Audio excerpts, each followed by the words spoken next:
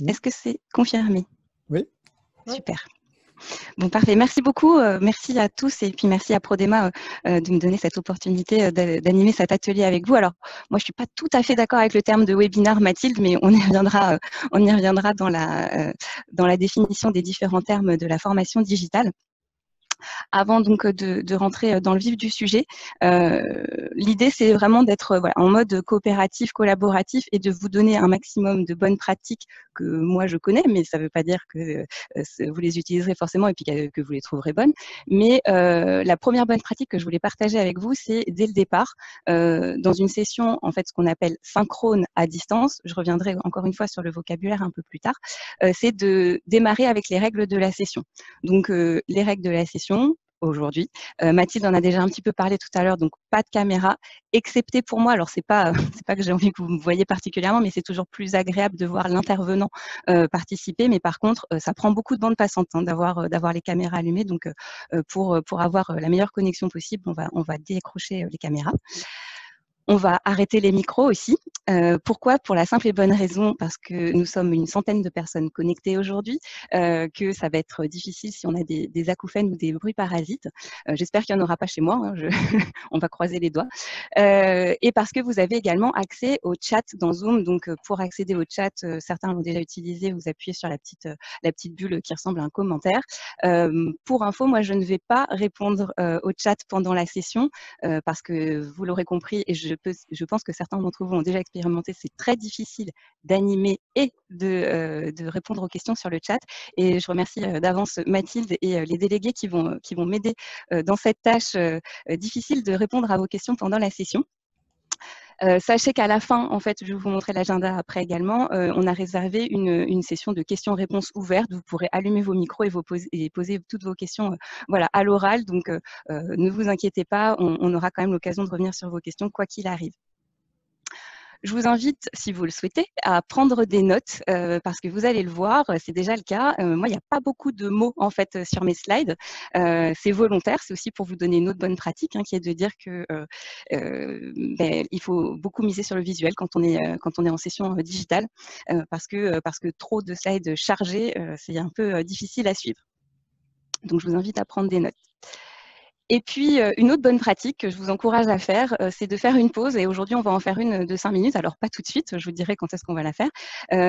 Parce qu'on est tous des êtres humains, on est assis pendant des heures devant notre écran et qu'à un moment, il est bon pour le corps et pour l'esprit d'aller faire un petit break. Donc, voilà, donc on va faire une petite pause de 5 minutes pendant la session. Au niveau de comment ça va se passer techniquement, bon évidemment vous l'avez compris, il y a une présentation qui va être déroulée, mais l'objectif encore une fois c'est que vous participiez un maximum. Donc on va vous faire un sondage via Zoom, donc vous verrez, il y aura ce qu'on appelle une pop-up, une fenêtre qui va apparaître. C'est Mathilde qui va lancer le sondage quand je lui demanderai de le lancer. Et il y aura des questions à répondre, donc c'est assez simple. Vous verrez la question apparaître à l'écran et vous cocherez les réponses qui vous conviennent. On va également utiliser l'outil Mural, alors que certains d'entre vous, et je vous remercie d'ailleurs d'avoir joué le jeu, ont déjà utilisé. J'avais utilisé cet outil pour récolter vos attentes sur cet atelier. Donc, vous avez déjà été une quarantaine à participer sur les attentes. J'avais pas mal de matière avant cet atelier pour voir qu'est-ce que vous attendiez exactement. On va réutiliser cet outil, mais ce ne sera pas le même tableau. Hein, on ne va pas repartir sur vos attentes, mais on va l'utiliser pendant la session. Donc, ce qui se passera, c'est qu'on vous mettra le lien dans le chat et donc vous pourrez vous connecter en même temps qu'on sera sur la session Zoom. Si jamais il y a un problème, parce que bon, on n'est pas à l'abri, on reste encore dépendant d'une certaine technique. Si jamais Mural n'accepte pas une centaine de personnes connectées en même temps, parce que voilà, je ne sais pas, ça peut bugger. Dans ce cas-là, ce que je vous proposerais, c'est de revenir sur Zoom. On reviendra là-dessus et de répondre aux questions directement dans le chat. Mais on va croiser les doigts pour que ça fonctionne. Alors, brève introduction. L'idée, c'est pas de passer, des heures, sur l'introduction, mais que vous compreniez en fait, qui je suis, pourquoi j'interviens aujourd'hui. Déjà, à titre personnel, je connais très bien Mathilde et c'est elle qui m'a sollicitée pour intervenir aujourd'hui. Moi, en fait, ça fait une dizaine d'années que je travaille dans le domaine de la formation pour adultes, dans la formation, plus particulièrement digitale. Alors c'est une grosse différence avec vous parce que, la plupart d'entre vous sont donc, enseignants, professeurs auprès d'étudiants, d'élèves. Moi, ce ne sont pas des étudiants ou des élèves que je forme, ce sont plutôt des adultes collaborateurs d'une entreprise. Donc, il y a des différences, c'est évident, mais en ce qui concerne la formation digitale, finalement, on est assez proches. Puis, on a un gros point commun. En fait, nos participants, que ce soit des adultes en entreprise ou que ce soit des étudiants ou des élèves, mais en fait, ils retiennent ce qu'on leur dit que s'ils sont motivés. Globalement, c'est un peu ça. Donc, le vrai challenge qu'on a, vous et moi, c'est d'arriver à intéresser et motiver les participants, surtout quand on est sur des sessions à distance. Alors, ce qu'on fait, c'est qu'on va miser sur le collaboratif et je vous propose en termes d'objectifs, de voir les objectifs suivants. Donc, vous démontrer que oui, c'est possible de former en distanciel avec, des exemples et des outils. Donc, c'est vraiment l'objectif de cet atelier, de vous montrer un maximum de choses possibles. De vous présenter les avantages et les inconvénients du distanciel hors période de confinement. On va revenir sur cet événement du confinement qui a, je pense, perturbé pas mal d'entre vous et c'est tout à fait normal que ça vous ait perturbé. Mais sachez qu'il y a aussi du distanciel qui peut être fait en dehors du confinement et de manière sympathique. Et puis évidemment, partager des trucs et astuces. Alors encore une fois, je vais vous partager mes trucs et astuces, mais pas que moi. L'idée, c'est que vous les partagez aussi entre vous. Alors, avant toute chose, 1h30, c'est court, donc je ne vais pas avoir le temps malheureusement, de couvrir toutes les attentes que vous aviez et croyez-moi qu'elles étaient nombreuses. Et d'ailleurs, pour, heu, revenir sur vos attentes parce que, c'est quand même important, vous avez pris le temps vous de répondre sur Mural. Je voulais revenir sur les attentes que vous aviez et dire auxquelles je vais répondre, du moins je l'espère, et auxquelles surtout je ne vais pas répondre. Comme ça les gens, seront peut-être un peu moins frustrés, s'ils découvrent que je ne vais pas aborder les sujets qu'ils souhaitaient. Alors j'ai essayé de faire des récapitulatifs, de regrouper vos demandes. Donc a priori, pour celles et ceux qui souhaiteraient découvrir des nouvelles méthodes et j'espère pouvoir répondre à cette attente-là avec cet atelier d'aujourd'hui, avoir des bonnes pratiques pour faire de la formation à distance, bah, écoutez, c'est encore une fois tout l'objectif. Découvrir des méthodes pédagogiques, alors on va en survoler certaines, encore une fois le temps est court, mais effectivement on va beaucoup parler de pédagogie, beaucoup plus que d'outils. Je prépare déjà le terrain, pour certains. Alors j'ai repris certaines citations, s'enrichir en compétences et en savoir au travers de différentes activités proposées. Merci d'avoir mis cette attente parce qu'effectivement l'idée c'est de tester en fait des activités, de vous montrer des choses et que vous puissiez vous les approprier ou en tout cas vous en inspirer. Ce serait voilà, si j'arrive déjà à inspirer une personne aujourd'hui, je serais ravie. D'avoir des supports pour des cours plus interactifs. Encore une fois, je vais essayer de vous montrer comment faire au mieux. D'adapter des formations en présentiel au format digital. Alors là aussi, on va survoler malheureusement parce que il y a quand même toute une méthodologie à appliquer pour transformer sa formation présentielle à un format digital. Ça ne se fait pas, et je pense que la plupart d'entre vous l'avez déjà remarqué, ça ne se fait pas en un claquement de doigts, ça ne se fait pas en 2 jours. Il faut vraiment appliquer une certaine méthodologie. Je vais remercier, Marc Dugers et François de Précieux dans le 42 qui m'ont mis, des citations que j'ai beaucoup aimées, ju qui voilà, juste de la curiosité et tout est bon d'apprendre et à apprendre. Merci parce que j'espère qu'en tout cas, a priori, je satisferai vos attentes. Si vous êtes curieux et que vous avez envie d'apprendre des choses, a priori aujourd'hui ça devrait être le cas, j'espère. Et puis, connaître les limites de ce type de formation. Effectivement, le distanciel, ça ne fait pas tout et je pense qu'encore une fois, vous l'avez déjà testé et vous vous en doutez. Donc on va aussi parler des limites, évidemment, de la formation, à distanciel en distanciel, pardon. Par contre, ce qu'on ne va pas aborder aujourd'hui, ça va être toute la partie financière, les coûts de mise en place de certains outils. Alors, pour la simple et bonne raison qu'encore une fois, on n'a pas le temps, puis parce qu'en fait, il y a pléthore d'outils. Vous le verrez, j'en ai passé, quelques-uns, en revue. Alors j'ai mis une croix, on ne va pas tous les revoir parce que moi, je ne les connais pas tous, déjà et puis qu'à peu près tous les jours, il y a des nouveaux outils qui sortent, sur le marché. Donc je ne vais pas pouvoir, vous parler de tous en détail et on ne va surtout pas venir dans les histoires de coûts puisqu'en plus, à chaque fois, il y a des abonnements, différents et des prix différents. Euh, Alors, je suis désolée parce que là, pour le coup, je vais aussi faire des déçus. Alors peut-être que c'était moi qui n'étais pas très claire dans ma consigne, donc je me remets également en question. Mais alors je sais pas si je prononce correctement, mais Johan ou Johan de Veden dans le 84 et Grégoire du lycée Claude Lehec. Je suis désolée. Avec moi, aujourd'hui, vous n'allez pas suivre des stages engins, nouvelles technologies, réglementation, information du secteur agricole. Mais si j'ai bien compris, je crois que c'est quand même tout l'objectif des Aprodema Digit. On ne va pas non plus parler de nouvelles technologies en agriculture, les drones, la robotique, les applications numériques. C'est pas aujourd'hui que moi je vais vous apprendre des choses là-dessus, parce qu'en plus vous l'avez bien compris, c'est pas mon domaine, même si j'adore tout ce qui est évidemment technologie. Et puis enfin, toute la partie apport technique. Alors ça, c'était un petit peu vague, mais bon, j'espère que je vais vous apporter de la technique en termes de formation digitale, mais pas sur l'agroéquipement. J'en suis bien désolée. Alors, pour que ce soit clair pour vous, le déroulé, de notre atelier d'aujourd'hui, donc là, on est dans la partie introduction, attente.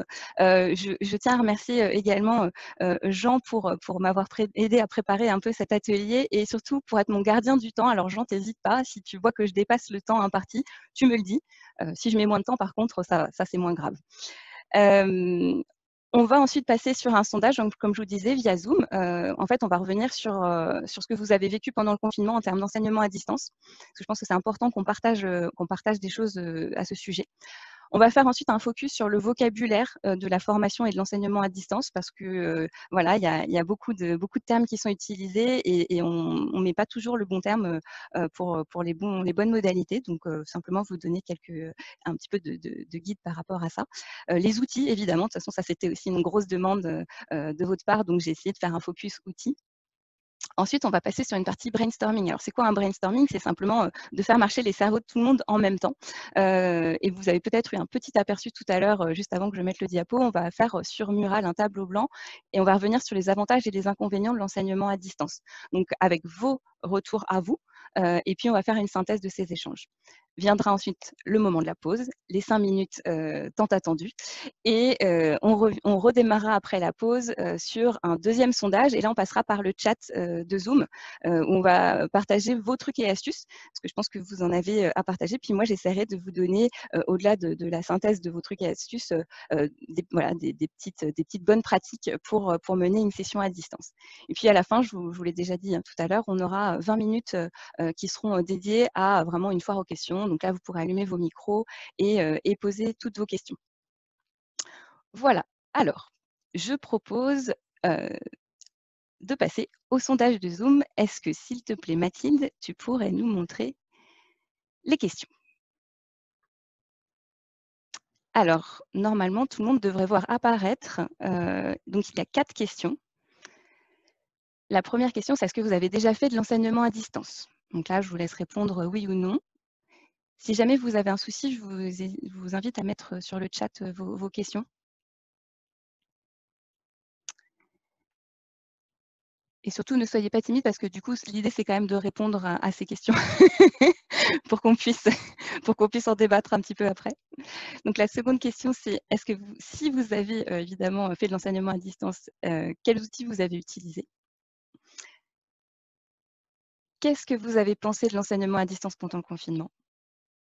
Et enfin, est-ce que vous envisagez de poursuivre l'enseignement à distance pour vos cours à la rentrée?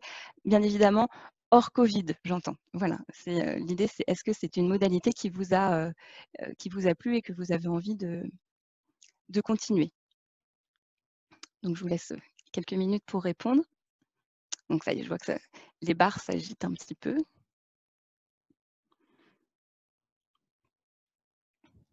Alors, il y a quand même voilà, plus de 90% d'entre vous qui ont pratiqué l'enseignement à distance.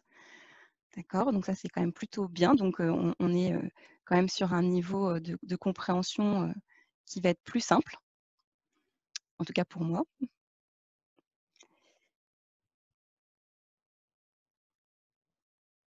Vous avez utilisé d'autres outils que Skype ou Zoom ou Blackboard, d'accord. Teams a été pas mal utilisé aussi, hein, environ 30%. D'accord, peut-être que pour ceux qui ont utilisé un autre logiciel, éventuellement, vous pouvez le mettre dans le chat. Je ne regarderai pas tout de suite, mais je suis sûre que Jean et Mathilde pourront me faire un petit retour après.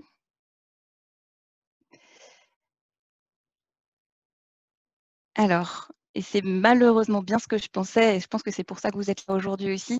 On a quand même 61% d'entre vous qui ont trouvé que l'enseignement à distance pendant le confinement, c'était difficile. Évidemment, ça, c'est pas vraiment une surprise. Par contre, c'est bien, je vois qu'il y a quand même 30% qui ont trouvé ça challengeant, 2% qui ont trouvé ça impossible. Ouf, ouf. Vous avez quand même réussi à trouver des solutions. Très bien. Efficace, super. Quasiment 20% d'entre vous qui ont pensé que c'était efficace. Super. Déstabilisant, oui, 16%. Ok, parfait. Et enfin, on voit que c'est quand même plutôt mitigé sur la dernière question. Est-ce que vous envisagez de poursuivre l'enseignement à distance pour vos cours à la rentrée? Bon, là, on a quasiment 50% qui disent peut-être, hein. On n'est pas encore sûr de comment vous allez gérer ça. En même temps, je peux le comprendre aussi au vu de la situation sanitaire. C'est une question qui se pose à juste titre. Mais moi, mon objectif, c'est de vous prouver qu'il y a quand même des choses que vous pourrez faire assez facilement, j'espère, dans vos cours à la rentrée. Super. Merci beaucoup. Je vais arrêter le sondage. En tout cas, je pense que je peux l'arrêter. Et je vais le fermer de mon côté. Donc effectivement, l'objectif de ces questions, c'était déjà qu'on soit à peu près tous sur le même niveau d'information, que je puisse voir comment vous avez ressenti l'enseignement à distance pendant le confinement. Et je voulais revenir justement sur ça, parce que il y a quand même des choses qu'il faut qu'on se dise. L'enseignement à distance pendant le confinement, c'était pas une situation normale du tout. Voilà, donc je pense que la plupart d'entre vous n'ont pas eu suffisamment de temps pour se préparer, que les établissements, les étudiants n'étaient pas, voire mal équipés. Donc cette situation, elle n'était pas logique et normale. Ce que je voulais vraiment vous faire comprendre là, c'est d'essayer de sortir finalement de ce sentiment que vous avez eu pendant le confinement pour repartir sur des bonnes bases et vous dire que vous pouvez faire des choses. Et effectivement, ce qui va être important, c'est toute la partie préparation. Et ça, c'est un point sur lequel je ne pourrais malheureusement pas jouer, mais que je vous encourage en fait à pousser, c'est pousser vos établissements, quels qu'ils soient, à s'équiper, à faire en sorte que vos étudiants soient équipés également de matériel, d'outils qui permettront de faciliter le travail à distance. Voilà, donc vraiment pas de culpabilité par rapport à ce qui s'est passé pendant le confinement. Je pense que tous les enseignants ont été un peu dans le même bateau. Alors il y a certainement eu des établissements plus avancés que d'autres et donc certains qui ont été plus chanceux que d'autres, mais globalement la situation n'était pas une situation classique. Je voulais revenir aussi sur une notion que j'ai lue récemment dans un article et que j'ai trouvé intéressante, qui est la zoomification de l'enseignement et des formations de manière générale. Alors Zoom, c'est un outil qu'on utilise aujourd'hui, effectivement, a été un des grands gagnants du confinement pour tout ce qui s'est passé à distance. C'est un outil parmi tant d'autres, mais surtout, quand on parle de zoomification, c'est-à-dire que tout n'est pas forcément gérable en formation synchrone à distance. En fait, donc la zoomification, Zoom, ça vous permet de faire des sessions synchrones, c'est-à-dire tous ensemble, au même moment, réunis au même moment, à distance. Il y a plein d'autres façons de faire de la formation et de l'enseignement à distance et ça ne veut pas forcément dire on fait quelque chose tous ensemble au même moment, connectés en même temps. Voilà. Donc ça, déjà, retenez que c'est pas forcément significatif d'utiliser tout le temps Zoom pour vos formations à distance. Alors Zoom ou n'importe quel autre outil. Du coup, en parlant d'outils, en parlant de synchrone, asynchrone, il y a peut-être des questions que vous vous posez par rapport à tout ça. Moi, je voulais revenir sur certains termes. Bien évidemment, je ne vais pas revenir sur tous les termes que vous avez peut-être entendus concernant la formation ou l'enseignement à distance, mais vous donner déjà des pistes de réflexion. La première chose, et ça fait déjà plusieurs fois que je vous en parle, les activités synchrones ou asynchrones. Les activités synchrones, ce sont les activités où on est tous ensemble. Donc là, aujourd'hui, pour cet atelier, nous sommes en train de vivre une activité synchrone. On est connectés au même moment. Une activité asynchrone, c'est-à-dire qu'on ne va pas être connectés tous en même temps et qu'on va faire des choses un peu chacun de notre côté, alors soit par petits groupes, soit tout seul. Donc on va pouvoir aller lire un livre, on va pouvoir aller regarder une vidéo, on va pouvoir lire un mail, écrire un mail. Ces activités-là sont des activités asynchrones. Et il ne faut pas les négliger dans la partie formation ou enseignement à distance parce qu'elles ont leur utilité. En l'occurrence, quand vous formez vos étudiants, vos élèves, bien évidemment que vous pouvez faire des sessions synchrones téléphone via Zoom ou n'importe quel autre outil pour partager des choses, pour revenir sur des concepts, pour partager une présentation. Mais vous pouvez évidemment, et je vous invite à le faire, encourager vos élèves ou vos étudiants à faire des activités en dehors de ces moments de synchronicité finalement. Donc, aller regarder une vidéo, aller lire un article, faire un travail de groupe, travailler sur un projet. Tout ça, c'est extrêmement important et ils peuvent le faire à distance. Voilà. Deuxième chose, deuxième terme, pardon, excusez-moi, ça va être le terme e-learning. Alors, on y met un petit peu tout ce qu'on veut derrière. Il est utilisé à tort et à travers. Moi, je voulais juste qu'on s'entende sur la façon dont on va l'utiliser aujourd'hui. Le e-learning, ça regroupe l'ensemble des modalités pédagogiques qui peuvent être faites à distance. Et dans le domaine plus particulièrement de la formation digitale, donc on pourra aussi dire pour l'enseignement digital, le e-learning, ça va être plutôt l'auto-formation et des modules de formation où les personnes vont pouvoir se former elles-mêmes. Donc, c'est plutôt des modules qui vont mêler à la fois de la vidéo, des quiz, enfin, sont vraiment des choses que les étudiants ou les participants peuvent lancer de leur côté et faire eux-mêmes, en fait. Voilà, donc vraiment dans une logique d'auto-formation. Vous avez peut-être déjà entendu parler de LMS, Learning Management System. Alors, vous verrez, dans le domaine de la formation digitale, il y a beaucoup de terminologie anglaise. Je suis désolée, ça ne vient pas de moi, mais au moins, je vous le partage. Un Learning Management System, c'est en fait une plateforme. Si vous voulez retenir plus facilement, ça va être le contenant sur lequel on va agréger tous vos contenus. Voilà, c'est vraiment un contenant, un LMS. Donc, c'est en général une plateforme, un site internet, hein, pour caricaturer, dans lequel on va mettre plein de choses, des liens vers des articles, des vidéos, des modules e-learning, des choses à lire. Il y aura peut-être même un forum avec les participants où ils pourront poser leurs questions. Voilà. Mais c'est vraiment un contenant. Il y a une notion qui est beaucoup ressortie d'ailleurs avec le confinement, c'est la classe virtuelle. Alors la classe virtuelle, c'est ce qu'on pourrait faire aujourd'hui. Moi, je l'entends, et c'est pas que moi, dans le domaine de la formation, en termes de, on va finalement prendre ce qui se passe en présentiel et on va le transposer en virtuel. C'est-à-dire qu'on va pouvoir travailler par petits groupes. Et ça, c'est très important, je pense, dans beaucoup de domaines, d'avoir la possibilité de séparer la classe en plusieurs groupes. Donc ça, c'est tout à fait possible, notamment dans des activités qui sont donc synchrones. Avec Zoom, je sais que Zoom est un très bon outil pour le faire. Avec Teams, c'est un peu plus compliqué de faire des sous-groupes. Il y a d'autres outils type Adobe Connect qui vous permettent de faire des classes virtuelles et certainement encore plein d'autres que je ne connais pas. Mais vraiment, quand moi je vous parle de classe virtuelle, c'est cette possibilité de scinder votre classe en plusieurs sous-groupes et de passer, vous, en tant que formateur, enseignant, professeur, d'un groupe à l'autre, voir ce qui se passe et puis de revenir éventuellement en session plénière, voilà, au début ou à la fin. Le webinar, alors, je suis désolée Mathilde, hein, je sais que tu ne m'en tiendras pas rigueur, mais pour moi le webinar, c'est pas forcément ce qu'on fait aujourd'hui. Alors, un petit peu parce que l'avantage de notre session d'aujourd'hui, c'est qu'on a beaucoup de participants. Vous êtes une centaine de personnes connectées. Donc à partir, on va dire, de 50 personnes connectées, on passe dans un mode webinar, c'est-à-dire que malheureusement, on a quand même plutôt une personne qui parle et les autres qui écoutent. Donc ça, c'est vraiment pour moi le format du webinar. Moi, aujourd'hui, j'ai essayé de le transformer un petit peu quand même en format atelier pour que vous ayez des choses à faire, des questions à répondre et que vous puissiez partager des choses. Mais globalement, un webinar, il faut plutôt rester dans une optique de diffusion massive, voilà, de savoir. Il y a aussi dans l'enseignement à distance, la formation à distance, tout ce qui concerne la communauté d'apprentissage. Alors la communauté d'apprentissage, c'est pareil, c'est un terme qui est très vague, mais dans lequel, je pense que vous l'aurez compris, on apprend toujours mieux avec ses pairs, on apprend des autres, hein. Donc l'idée, c'est d'arriver à regrouper finalement des personnes pour qu'elles partagent des choses ensemble. Donc là, c'est pas une notion d'outil, hein, vous pouvez mettre tous les outils que vous voulez derrière. Je veux dire, un groupe WhatsApp, ça marche très très bien. L'objectif, c'est surtout de faire en sorte que les gens communiquent entre eux, se partagent des choses.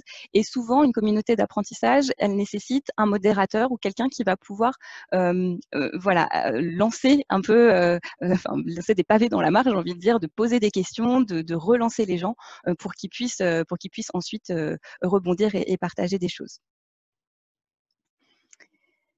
Vous avez peut-être entendu ou pas, et si vous ne l'avez pas entendu, bah, ce sera une bonne découverte, au moins vous aurez peut-être appris quelque chose aujourd'hui, le terme de blended learning. Encore une fois, c'est un terme anglophone qui permet de parler d'un dispositif qui mêle plusieurs modalités pédagogiques. Alors peut-être que chez vous, vous avez un blender, vous savez, pour faire les jus de fruits, là, c'est cet esprit-là, en fait, de pouvoir mixer plusieurs modalités pédagogiques. Aujourd'hui, c'est un terme qui est très en vogue, surtout dans le domaine privées, hein, dans les entreprises, parce que, pour vous donner un exemple, en entreprise, souvent, les collaborateurs vont demander à suivre une formation Excel, par exemple. Et puis, la tradition, c'est de faire 2 jours de formation sur Excel avec un formateur dans une salle. Voilà. Aujourd'hui, on est plutôt sur des formats plus longs, plus adaptés, plus personnalisés, qui ne vont pas se faire forcément en 2 jours, qui vont peut-être se faire sur 3-4 semaines avec un formateur à distance qui va travailler avec vous sur vos fichiers Excel et qui va vous inviter à aller regarder des vidéos une fois de temps en temps pour vous inspirer sur une question que vous avez. Enfin, voilà. Donc l'idée du blended, c'est vraiment de mixer plusieurs dispositifs et surtout de le faire sur du long terme pour faire ce qu'on appelle de l'ancrage mémoriel, c'est-à-dire, je pense que vous le savez, surtout si vous êtes enseignant ou professeur, la chose qui fonctionne le plus, c'est de répéter en fait hein, dans la pédagogie. Donc l'objectif du blended, c'est de faire ça sur des temps assez longs et de répéter les messages. Dernier terme que vous avez peut-être déjà entendu, qui concerne tout ce qui est formation digitale, ça va être les MOOC. Ou certains disent MOOC, après chacun fait comme il veut. C'est l'acronyme pour Massive Online Open Courses. Donc qu'est-ce que ça veut dire? Ce sont des cours qui sont ouverts à des milliers de personnes, voire plus. Ce sont essentiellement des universités qui ont commencé à mettre ça en place il y a quelques années et qui ont mis à disposition des cours de manière. Alors au départ c'était gratuit, maintenant ça devient de plus en plus payant, mais vraiment l'objectif c'était de partager du savoir et de mettre en ligne des cours qui faisaient habituellement en présentiel. Donc ce sont des cours qui sont plutôt bien faits, qui là aussi sont dans une optique assez blended, c'est-à-dire sur plusieurs semaines, voire plusieurs mois, avec plusieurs intervenants et beaucoup de choses à faire, des quiz, des travaux, des rapports à rédiger. Il y a des communautés d'apprentissage qui sont disponibles, etc. Donc ça mêle beaucoup de choses.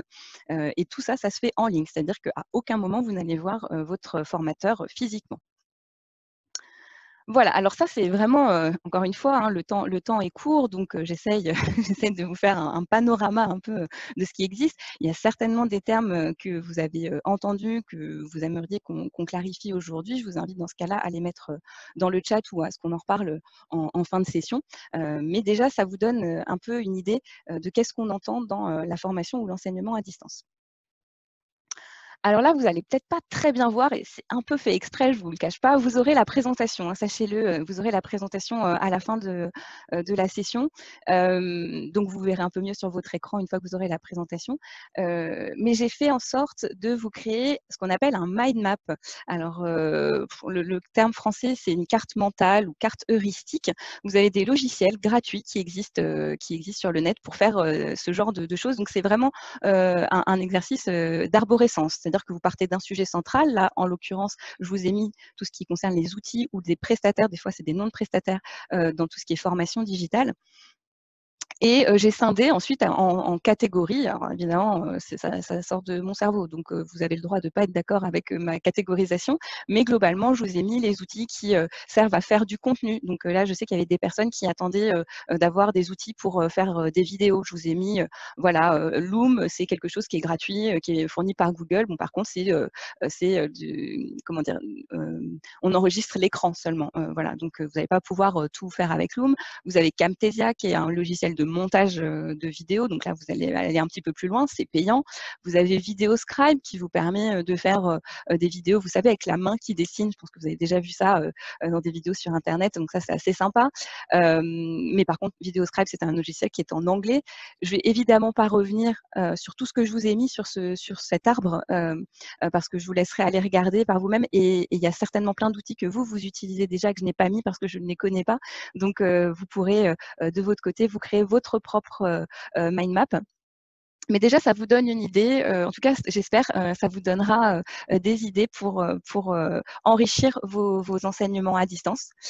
Et évidemment, donc si c'est pas très lisible, c'est parce que, je vous le disais, hein, la liste elle n'est pas exhaustive et que je voudrais pas mettre des personnes mal à l'aise parce que j'aurais pas cité voilà leur cousin qui a créé récemment voilà une application de collaboration. Voilà, l'idée c'était vraiment de vous fournir un panorama assez large et évidemment, et ça je pense qu'il faut vraiment que vous le reteniez, il y a aucun outil qui est parfait, mais vraiment aucun. C'est-à-dire que comme je vous le disais, il y en a certains qui vont être tout en anglais, donc pour ceux qui parlent pas anglais, c'est franchement pas pratique. Il y en a d'autres qui vont vous permettre de faire juste un aspect de ce que vous aviez imaginé. Quand je vous parlais tout à l'heure des LMS, des plateformes, c'est des contenants, je peux vous assurer, il y en a qui sont formidables, mais par contre, dans ce qu'on appelle expérience utilisateur, on ne sait jamais où est-ce qu'il faut cliquer quand on est participant. Voilà, donc vraiment, sortez de cet état de vouloir un outil qui va tout faire et qui va vous le faire bien. C'est pas possible. Voilà. Donc le mouton à 5 pattes, il n'existe pas. Pour revenir rapidement sur les outils quand même, si vous voulez faire plutôt en termes d'exercice, si vous voulez faire plutôt un exposé interactif. Là, moi, je vous invite à le faire plutôt via une classe virtuelle ou un diaporama partagé. Parce que du coup, ça, c'est assez facile de faire une classe virtuelle et de partager un exposé. Vous pouvez également créer un module e-learning que vous mettrez sur une plateforme ensuite qui recensera finalement tous les points, les synthèses que vous avez dans votre exposé. Vous pouvez également passer par une vidéo pour faire un exposé. Donc, c'est vous qui montez la vidéo, qui faites avec vos petites mains et puis vous la partagez à vos élèves. Si vous voulez faire plutôt avec vos élèves un partage d'idées, type brainstorming ou alors un appel au groupe. Là, on va le faire tout à l'heure avec Mural, vous pouvez tout à fait utiliser des outils qui vous permettent de faire du brainstorming en ligne. Et même, ce que je vous montre à l'instant, là, le mind map, c'est aussi quelque chose que vous pouvez partager avec d'autres personnes et les personnes vont venir enrichir votre carte également. Donc ça aussi, ça marche bien pour les brainstorming. Vous pouvez également utiliser des outils qui sont extrêmement intéressants, que vous avez peut-être déjà utilisés, qui s'appellent Klaxoon ou WooClap, qui vont vous permettre en fait d'apporter de l'interactivité dans vos sessions. Donc, je ne peux pas rentrer dans le détail de ces outils-là. Je vous invite à aller voir qu'est-ce qu'ils sont et combien ils coûtent aussi, hein, parce que c'est pas toujours gratuit. Mais ça vous permet d'apporter de l'interactivité. Les gens vont pouvoir mettre des post-it, ils vont pouvoir faire des nuages de mots en direct. Voilà, il y a des choses très très intéressantes à creuser là-dedans si vous voulez faire voilà, du partage d'idées ou du brainstorming. Si vous voulez faire plutôt des exercices en sous-groupe, eh bien vous allez par exemple faire des études de cas ou alors la gestion d'un projet ou créer un fil rouge avec des étudiants, faire un retour d'expérience. Toutes ces choses-là, vous pouvez le faire soit en activité asynchrone, c'est-à-dire que donc, les étudiants se débrouillent de leur côté et ensuite vous faites un partage en classe virtuelle ou bien vous les faites travailler en sous-groupe via des outils comme WhatsApp, hein, ça marche très très bien WhatsApp, hein, faut pas croire, ça marche aussi dans tout l'écosystème de la formation digitale. Il y a également Yammer si vous utilisez Office, il y a également Slack pour ceux qui connaissent. Il y a plein de choses qui existent là aussi. L'idée, c'est vraiment de faire travailler des personnes en sous-groupe et que vous, en tant qu'enseignant, formateur, vous puissiez participer à ces groupes et les guider. Voilà, c'est un peu aussi votre rôle quand vous enseignez quelque chose. Et puis, une fois que les sous-groupes ont travaillé entre eux, ce qui est intéressant, c'est de les faire partager et synthétiser ce qu'ils ont fait en séance plénière. Donc là, pour le coup, on part plutôt sur du synchrone. Si vous voulez faire des jeux de rôle ou des simulations, c'est pareil. Alors, ça peut paraître extrêmement compliqué comme ça, mais là aussi, il va falloir faire marcher vos neurones pour essayer de trouver des choses un peu créatives. Mais vous pouvez leur poser des questions qui vont les faire réfléchir et voilà, qui vont s'approprier pour pouvoir ensuite venir partager avec les autres. Si vous voulez faire des démonstrations, et je pense que ça, dans le domaine dans lequel vous travaillez tous aujourd'hui, si j'ai bien compris, donc qui est plutôt l'agroéquipement, plutôt des formations assez techniques. Là, ce qui peut être plutôt sympa, c'est vraiment des tutoriels que les élèves pourront voir en toute autonomie. Alors j'imagine évidemment qu'il y a une partie pratique qui est nécessaire. Hein. Là, malheureusement, je ne vais pas pouvoir vous donner de solution miracle, mais en tout cas, vous pouvez toujours, et peut-être que vous l'avez déjà fait, hein, vous filmer en train de faire les manipulations, expliquer, faire ensuite un petit montage, mettre ça sur un logiciel de diffusion vidéo. En fait, vous voyez aussi avec votre établissement qu'est-ce que vous avez à disposition. Au pire, j'ai envie de dire, il y a YouTube et de demander à vos élèves, pardon, vos étudiants, d'aller regarder ces vidéos. Et l'idée, ce serait encore une fois de faire une session synchrone pour qu'ils puissent vous poser des questions, que vous puissiez répondre à leurs questions. Je pense que vous êtes comme moi, c'est-à-dire que si, et là ça doit commencer justement à être un peu pesant pour vous, si vous ne faites que écouter une personne et voir un PowerPoint à distance, vous vous endormez et c'est bien normal, vous êtes humain et donc n'imposez pas ça à vos élèves, n'imposez pas ce que vous n'aimeriez pas qu'on vous fasse en fait. Voilà, c'est un peu le concept de l'enseignement à distance. Et puis, pour conclure cette partie, et avant de vous faire travailler, parce que moi j'ai assez parlé, une petite citation que vous avez peut-être lue qui est à l'écran. Donc, c'est un conférencier, auteur américain qui dit qu'il préfère avoir une super équipe et des mauvais outils plutôt qu'une mauvaise équipe et de bons outils. Donc, encore une fois, la formation digitale, ne mettez pas tout sur le dos des outils. L'important, c'est votre créativité, votre pédagogie et la façon dont vous allez vouloir passer vos messages. Et encore une fois, je sais bien, et j'ai lu ce que vous aviez répondu pour certains d'entre vous. Je pense, je crois Mathilde, si je ne me trompe pas, que tu avais fait une enquête en fait hein, auprès des participants sur leur expérience et leur retour de l'enseignement à distance pendant le confinement. Évidemment, les formations en agroéquipement, les formations techniques, la partie évaluation, contrôle continu, j'imagine que ce n'est pas simple et là encore, il n'y a pas de solution miracle, mais j'ai bon espoir que vous trouviez des solutions avec vos établissements et qu'évidemment, notre gouvernement nous aide aussi à encourager tous ces dispositifs. Voilà. Là, je vais vous proposer de passer sur la partie brainstorming. Donc, comme je vous le disais tout à l'heure, on va vous mettre le lien dans le chat. Je vais vous montrer également voilà, à quoi ça va ressembler quand vous allez être connecté. Est-ce que quelqu'un peut me confirmer que vous voyez bien mon écran et que ce n'est plus le diaporama, s'il vous plaît, à l'oral? Mathilde ou Jean? Ouais, c'est bon. Ouais, c'est bon. Super, merci. Donc, vous allez normalement, une fois connecté sur l'outil, voir ce tableau blanc donc, sur lequel vous pouvez zoomer et dézoomer si vous avez la chance, comme moi, d'avoir une souris avec une roulette. C'est vachement pratique. Je vous ai mis des premières choses pour vous inspirer et c'est surtout en fait ce que vous avez déjà répondu à Mathilde il y a quelques temps sur quels sont les avantages et les inconvénients de la formation et de l'enseignement à distance. Alors là, je vous invite à lire déjà ce qui est écrit et puis de partager, vous, vos sensations, vos sentiments.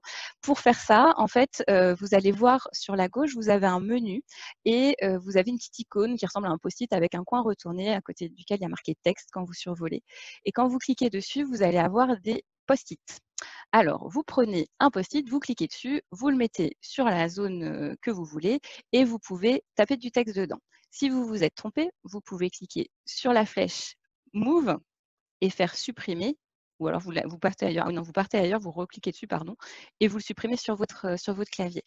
Je vous demanderai juste voilà, de lire ce que les autres ont mis et de ne pas mettre 10 000 fois la même chose, même si ce n'est pas très grave en soi. Et je vais demander à Jean, si c'est possible, et à tous ceux qui s'intéressent, hein, de regrouper finalement les choses qui vous semblent être à peu près la même chose. C'est-à-dire, si quelqu'un a envie de dire que la formation à distance, ça permet de mieux gérer son temps, et ben, le mieux gérer son temps, ça va aussi avec le plus d'autonomie. Donc, on va pouvoir les regrouper à peu près dans le même coin. Donc, vous voyez, c'est assez souple. Vous pouvez utiliser cet outil assez facilement. Et puis, donc, comme je vous le disais, hein, vous pouvez zoomer et dézoomer. Moi, j'ai commencé par faire des post-it ronds pour les avantages et des post-it carrés pour les inconvénients, mais je vous laisse bien évidemment libre comme vous le souhaitez. Alors, vous allez rejoindre en tant que visiteur avec ce. Je vois qu'effectivement, là, j'ai j'ai Shark qui est en train de se connecter, etc. Vous allez rejoindre en tant que visiteur. Donc, au début, je crois qu'il vous demande d'accepter d'être visiteur. Vous pouvez mettre entrée. Il va peut-être essayer, le logiciel, de vous donner un petit peu un guidage en ligne. Vous mettez OK, OK, hein, vous vous embêtez pas. Alors, ça fait partie, comme je vous le disais, des fameux outils qui, pour le coup, existent uniquement en anglais. C'est bien dommage. Mais je vois qu'il y a pas mal de personnes qui se connectent et qui commencent à faire des choses.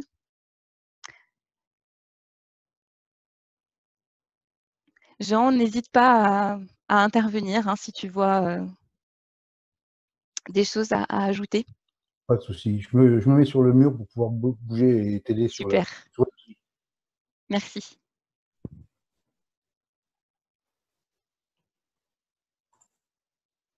Alors moi, je vais passer en muet quelques instants parce que je vais boire un petit peu d'eau.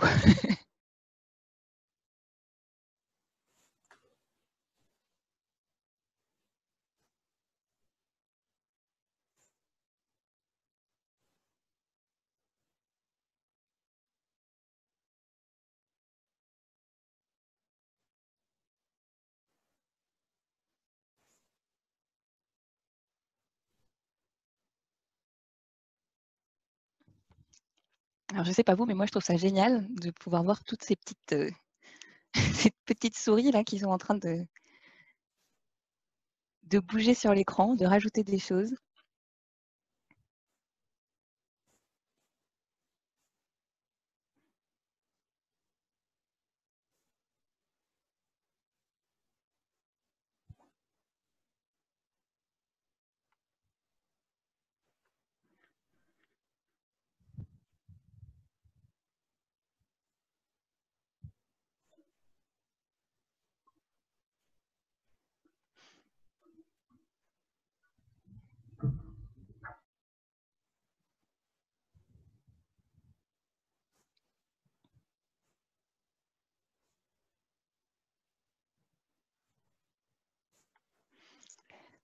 J'avais proposé de passer environ 10 minutes sur cet exercice.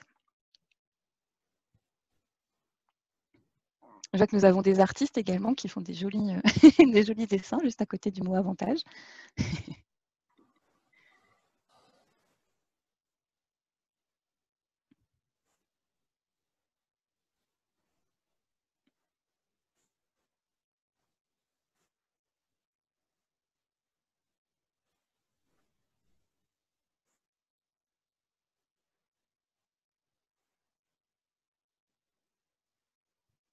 J'étais optimiste au début, je voyais beaucoup de cercles arriver. Finalement, là, je vois pas mal de carrés qui arrivent aussi. Donc oui, vous voyez des inconvénients, c'est normal.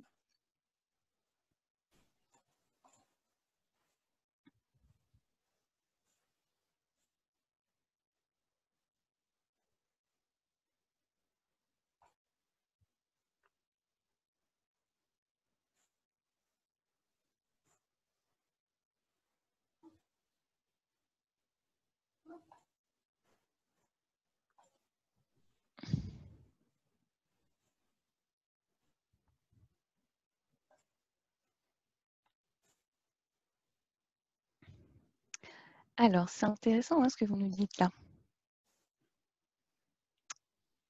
Dans les avantages, il y a pas mal la notion de cours particulier qui ressort. Ok. Le maintien du lien avec la possibilité de rester en contact. La diversité des supports.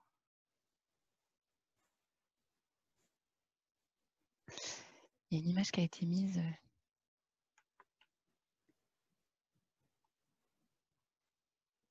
Moi, je zoome un peu.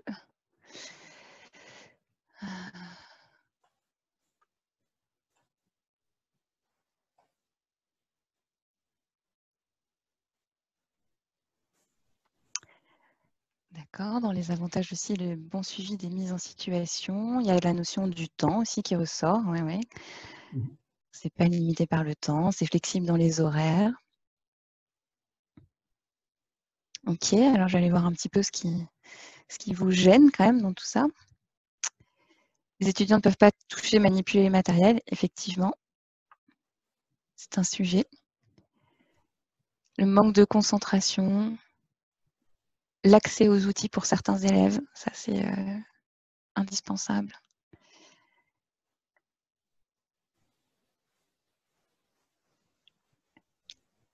La notion d'évaluer bien les connaissances, c'est pas forcément les raisonnements. Discutable, mais j'entends bien. Le décrochage, ça c'est un vrai. Le risque de zapping, le manque d'attention. Est-ce qu'il y a une efficacité pour les élèves? Ah, ça c'est une bonne question. Est-ce que vous avez fait en sorte qu'il y en ait une? C'est aussi l'autre question, l'envers du décor. Problème de compréhension par rapport à la partie pratique, ouais. Peu de suivi.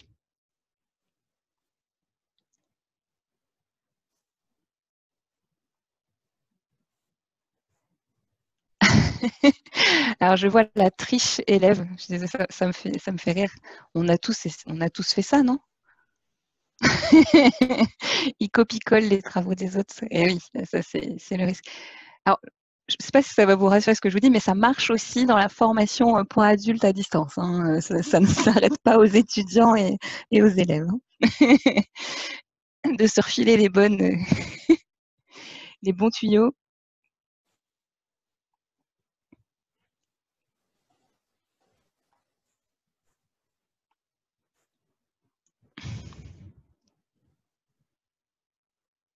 Alors, ce qui est intéressant, que je vois que la flexibilité des horaires est ressortie en inconvénient, alors que pour d'autres, c'est plutôt un avantage. Ça aussi, c'est intéressant de réfléchir à cette notion du temps. Ah, le manque de retour, le manque de ressenti. Il y a quelqu'un qui est en train d'écrire ça. Ouais.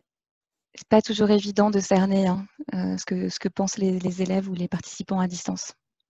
Il y a toute une partie qu'on appelle la communication non verbale qui n'est pas possible.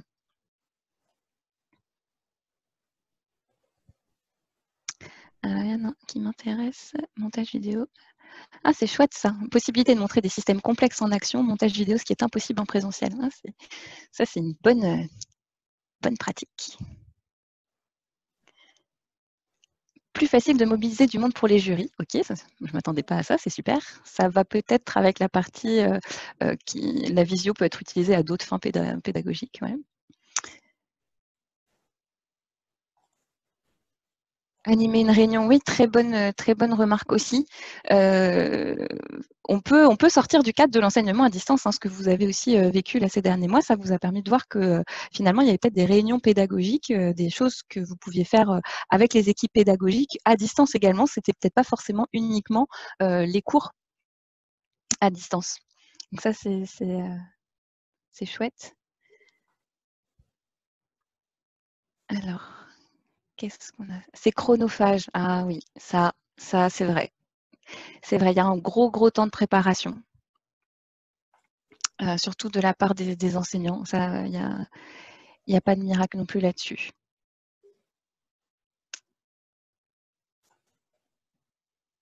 Limite dans la mise en œuvre pratique. Encore plus difficile à distance de motiver les élèves en difficulté. Les sollicitations extérieures, ça, ouais.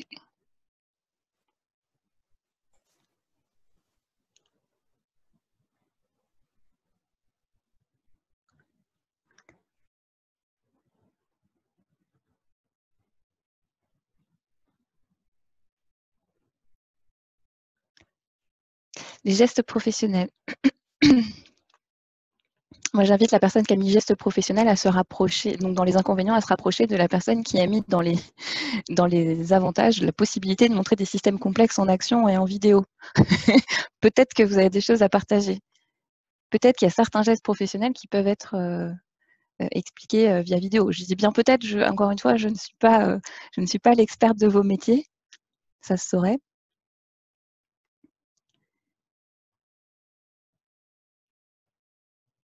Plus proche d'un cours particulier à de multiples personnes qu'un cours à un groupe. Alors là, oui, je comprends ce que vous dites. Néanmoins, j'espère, c'est un peu aussi l'objectif de notre atelier aujourd'hui, que je peux vous montrer que vous pouvez aussi faire des choses collectives et que vous n'aurez pas l'impression de vous focaliser sur quelques-uns à distance. Ça, c'est vraiment une complexité aussi, hein, de la distance, d'arriver à faire participer tout le monde, à s'assurer que tout le monde a la possibilité de s'exprimer, que tout le monde a bien compris. Ça, on le voit bien en présentiel, on le voit pas en distanciel, hein. Ouais, c'est pas toujours facile. Là, c'est extrêmement difficile pour moi, hein. Je vais partager avec vous d'avoir 100 personnes connectées et je peux pas échanger avec chacun d'entre vous individuellement. C'est difficile pour moi aussi ça, hein. Donc, je vois très bien de quoi vous parlez. Il en sort 13, Delphine. Merci. Je dépasse le temps, c'est ça? Non, mais on est limite. On est limite. Eh ben, on va s'arrêter là, Si on je veut. pense. Ouais, très bien. Moi, ça me va, hein, mais il y a déjà beaucoup de Excellent. matière. J'essaie de faire au fur et à mesure. Super. Alors, je vais repasser. Je vais vous demander en fait de repartir sur Zoom, donc de quitter, même si je sais que vous aimeriez y passer des heures, le tableau blanc.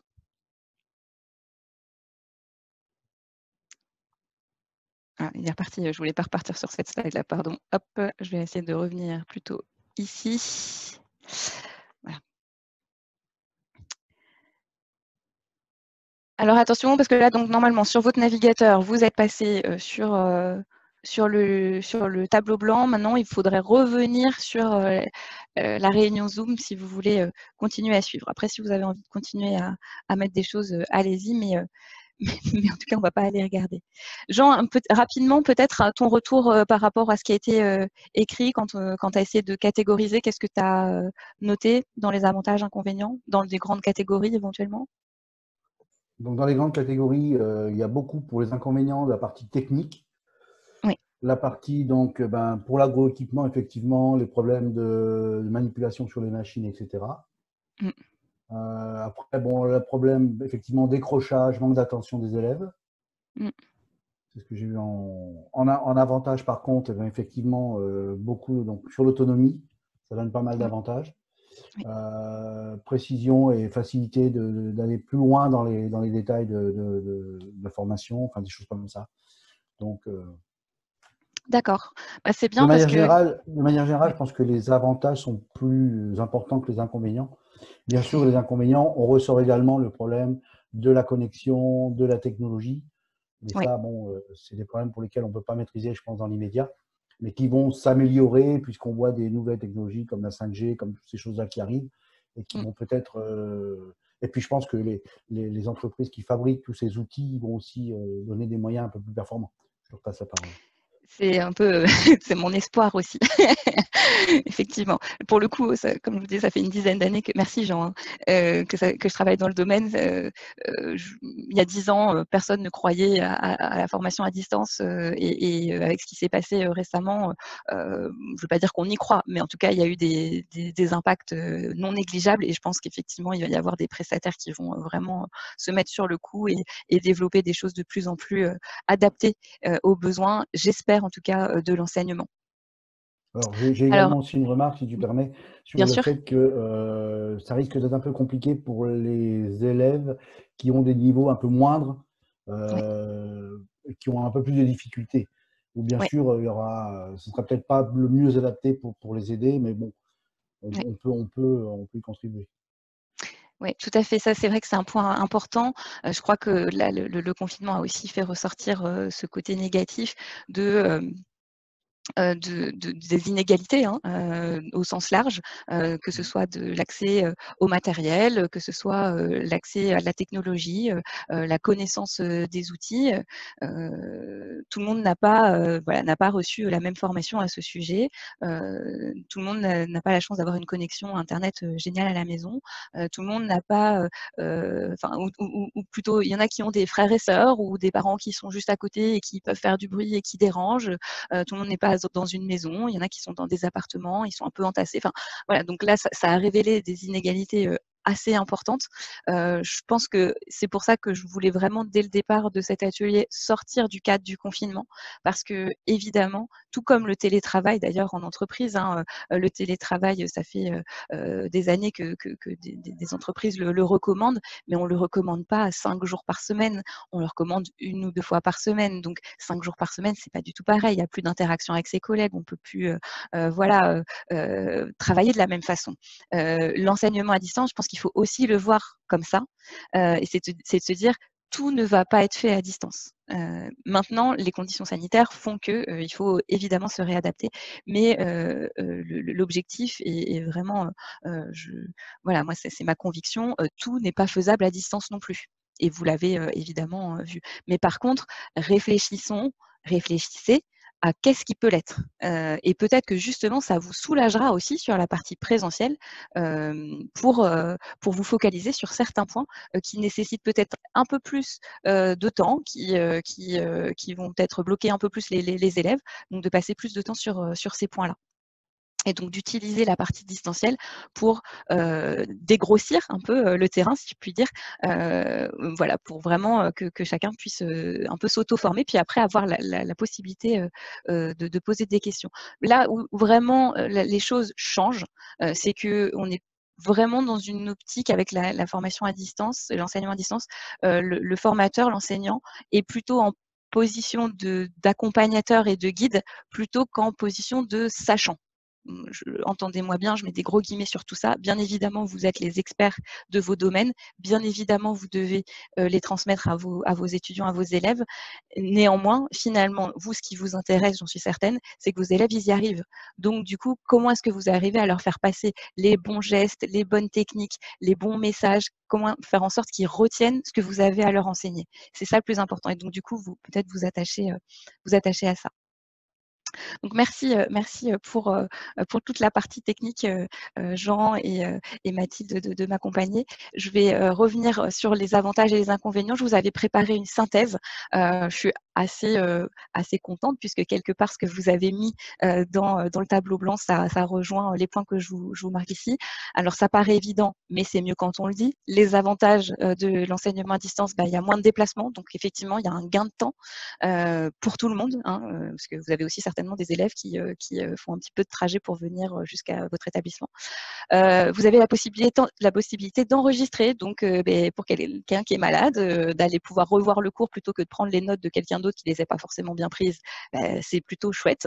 Vous avez une facilité d'expression pour les personnes qui sont timides et ça, malgré tout, quand vous êtes en présentiel, les élèves ou les adultes qui sont timides vont peut-être pas oser poser leurs questions. Là, avec les outils à distance, c'est peut-être plus facile pour eux de le faire. Alors, encore une fois, c'est pas forcément le cas pour tout le monde, mais en tout cas, ça aide. En session donc synchrone, il y a toujours un maintien du lien malgré tout, malgré la distance, on se parle, on se voit si on allume les caméras. Donc c'est quand même maintenir un certain lien humain. Et puis vous avez la possibilité d'être certainement beaucoup plus créative à distance qu'en présentiel. Donc ça, c'est voilà, des grands avantages, bien évidemment, et vous pourrez aller revoir le tableau blanc quand vous le souhaitez, vous inspirer un peu des bonnes choses qui ont été mises sur ce tableau. J'avais évidemment pas tout lissé puisque, comme je vous l'ai dit, j'ai pas la science infuse. Ensuite, dans les inconvénients, vous l'avez aussi souligné, il y a tout l'accès au matériel, à la technologie. Et là, encore une fois, je vous invite à vraiment négocier avec vos établissements, vos directeurs d'établissement pour que tout le monde soit équipé des mêmes choses. Au moins un ordinateur convenable avec une connexion relativement convenable ou que peut-être les outils utilisés ne nécessitent pas une connexion trop importante. Voilà, toutes ces choses-là, ça doit se travailler en amont. Avec votre établissement. Je ne l'ai pas forcément vu, ça a peut-être été évoqué dans ce que vous avez mis, mais il y a une fatigue psychique qui est liée à l'enseignement à distance, que ce soit pour la personne qui enseigne, qui anime, tout comme les participants. Vous voyez, encore une fois, si je prends mon exemple parce que c'est toujours celui que je connais le mieux, là, moi, de vous parler pendant 1h30, c'est assez épuisant. Et je pense que pour vous, c'est pareil, de rester devant votre ordinateur, avoir des slides défilés et à écouter, c'est épuisant. c'est beaucoup plus épuisant parce qu'on se concentre encore plus quand on est tout seul devant son ordinateur. Enfin, normalement, si vous n'êtes pas en train de gérer vos emails et regarder les textos que vous recevez sur votre téléphone portable, ça après, c'est vous qui faites bien ce que vous voulez. Je n'ai pas rappelé cette règle au début parce que je suis partie du concept qu'on était des adultes et que vous sauriez comment faire, mais je reste assez ouverte sur le fait que vous n'êtes pas tous en train de m'écouter avec attention. La formation aux outils, ça c'est extrêmement important. C'est pas le tout d'avoir le bon matériel, la bonne technologie. Il faut que les personnes soient formées également aux outils. Vous voyez tout à l'heure, vous avez utilisé Mural, vous n'aviez jamais utilisé Mural. L'idée, c'est que dans les attentes, quand je vous les avais demandé, je vous avais fait un petit tuto, je ne sais pas si vous l'avez regardé, un petit tuto vidéo pour vous expliquer comment ça fonctionne. Là, aujourd'hui, j'ai repris encore quelques secondes pour vous expliquer comment est-ce qu'on va chercher le post-it et on le met sur le tableau blanc. Ça, si vous ne le savez pas, bah, vous n'allez pas le deviner. Voilà. Donc, il ne faut pas négliger la formation aux outils en amont. Et cette formation, elle ne nécessite pas, encore une fois, d'être en présentiel pendant 7 heures. Ça peut juste être voilà, une petite introduction en quelques minutes, expliquer comment l'outil marche. L'inconvénient également, c'est la sédentarité dans les formations à distance. Et c'est pour ça que juste après qu'on ait parlé des avantages et inconvénients, on fera la pause. Moi, je vous inviterai à aller marcher un petit peu, ne serait-ce que pour aller jusqu'à vos toilettes, parce que voilà, d'être assis pendant des heures devant son écran, c'est pas bon non plus pour le corps. Donc c'est un vrai inconvénient. Il y a moins d'interaction humaine, ça a été évoqué, évidemment, mais c'est pas voilà, c'est pas du présentiel, on en est bien conscient. La communication non verbale, elle est quasi impossible, c'est-à-dire que vous n'allez pas pouvoir cerner vraiment ce que vos étudiants, vos élèves pensent au moment où ils sont en tout cas en session synchrone. Là, je n'ai aucune idée de s'il y en a un d'entre vous qui a bâillé. Voilà, on a les caméras coupées, les micros coupés. Je n'ai aucune idée de si je vous ennuie profondément ou si vous êtes passionné par ce que je dis. Or, je vous aurais en face de moi dans une salle. Là, j'aurais quand même un peu plus d'indices. Donc, cette communication non verbale, vous ne pouvez pas l'avoir. Donc après, c'est à vous d'essayer au mieux de faire participer vos élèves et vos étudiants. Le risque de décrochage, il est extrêmement élevé en distanciel. Et ça marche pour les formations comme pour l'enseignement. Voilà, là, s'il y en a un de vous qui a un coup de fil et qui répond, moi, je ne peux rien faire. Je vous aurais en face de moi, je vous aurais demandé d'avoir mis votre téléphone dans une corbeille à l'entrée, par exemple. Je caricature, mais c'est la même chose avec les élèves. Quand ils ont voilà, leurs frères et sœurs ou leurs parents ou juste à côté et qui ne peuvent pas se concentrer ou que désolée de vous le dire, mais si vous n'êtes pas hyper engageant, et forcément, ils ne vont pas avoir envie de vous écouter. Donc ça, c'est un vrai challenge. Donc oui, il y a un gros risque de décrochage. Il peut y avoir aussi un sentiment d'exclusion pour certains, se sentir un peu exclu du groupe parce que voilà, vous leur avez pas donné la parole, parce que vous êtes concentré plus sur certains que sur d'autres. Ça arrive aussi en présentiel, mais là, je pense que c'est accentué quand on est en distanciel. Et puis, on l'a évoqué, l'enseignement à distance, enfin la partie distancielle n'est pas adaptée à tout. C'est pas possible. Effectivement, si vous voulez, alors là, je suis désolée, je ne voudrais en vexer aucun, mais je vais vous faire avec mes mots. Mais si vous voulez tester un étudiant qui est en train de remonter telle partie d'une machine agricole et voir s'il a bien compris, s'il n'a pas la machine chez lui, ça va être très compliqué de tester ses connaissances à ce sujet. Maintenant, il y a peut-être des choses à creuser sur voilà, des modules e-learning dans lesquels vous mettriez des photos ou des vidéos où les élèves vont pouvoir aller entourer la zone à, je sais pas moi, à réparer ou voilà, à maintenir. Voilà, malheureusement, je connais pas suffisamment vos domaines d'expertise, mais il y a peut-être des solutions à creuser quand même. Voilà, c'est pas impossible, mais c'est pas toujours adapté. Ça, je suis tout à fait d'accord avec vous. Alors, je vous propose de faire une pause. On se donne 5 minutes. Alors moi, je vais regarder l'heure qu'il est sur mon ordinateur. Il est 11h26. Je vous propose de revenir à 31. Vous êtes grand, hein, donc si vous avez envie de faire autre chose, faites donc autre chose. Moi, je reprendrai à 31, quoi qu'il arrive, le déroulé de cet atelier. Donc voilà, je vous invite à aller boire un verre, à aller aux toilettes, à bouger un peu les jambes et on se retrouve dans 5 minutes. Merci.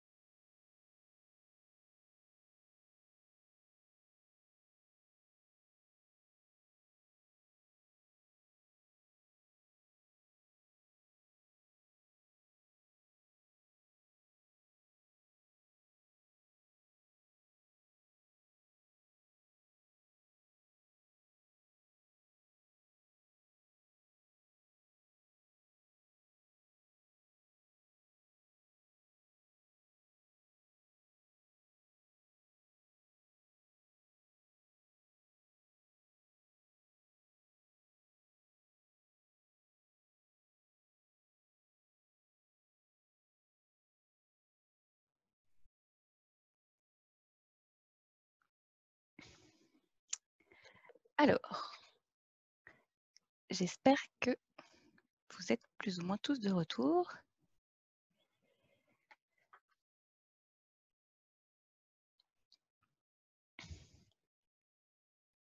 Je laisse aller 10 secondes de plus, histoire que tout le monde se réinstalle. Normalement, ça fait du bien. J'espère que vous êtes au moins levé de votre siège, que vous n'avez pas regardé votre écran.